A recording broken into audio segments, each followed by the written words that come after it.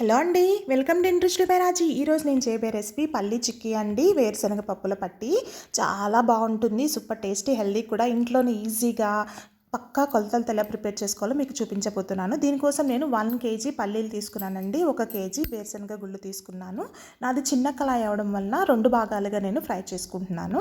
ఇది లో నుంచి మీడియం ఫ్లేమ్ పెట్టుకుంటూ దూర రంగు వచ్చేంత వరకు పైన అంతా మనకి గోల్డెన్ బ్రౌన్ అవుతుంది. వేగే కొద్దీ ఆ స్టేజ్ వచ్చేంత వరకు ఫ్రై చేసుకోవాలి. మరి హైలో పెట్టేసుకుంటే పప్పులు మాడిపోతాయి, లోపల పచ్చిగా ఉండిపోతాయండి. అందుకే లో నుంచి మీడియం ఫ్లేమ్ పెట్టుకుంటూ చక్కగా పల్లీలని ఫ్రై చేసుకోవాలి.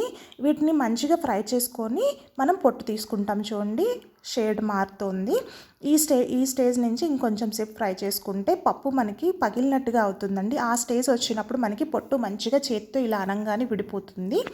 ఇలా మొత్తం ఫ్రై చేసేసుకోవాలి. చూడండి, పల్లీలంతా నీట్గా ఫ్రై అయిపోయినాయి.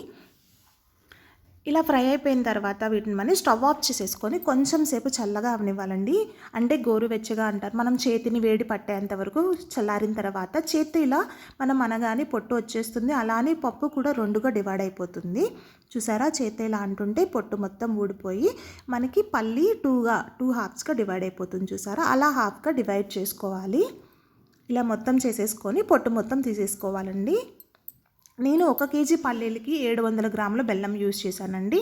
చూడండి, గిన్నెలో 700 గ్రాముల బెల్లం వేసుకుని అందులో ఫుల్ గ్లాస్ వాటర్ వేసుకొని స్టవ్ ఆన్ చేసుకొని పాకం పెట్టుకుంటున్నాను.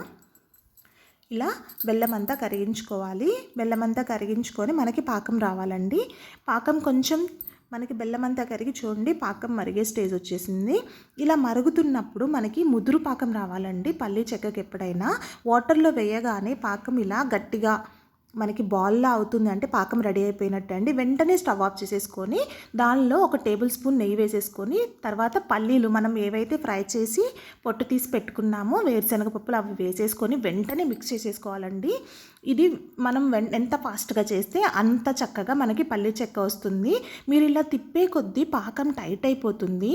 అందుకే ఇది ప్రాసెస్ మాత్రం చాలా ఫాస్ట్గా చేసుకోవాలి. చూసారా, మీకు కనిపిస్తుంది కదా, టైట్ అయిపోతుంది.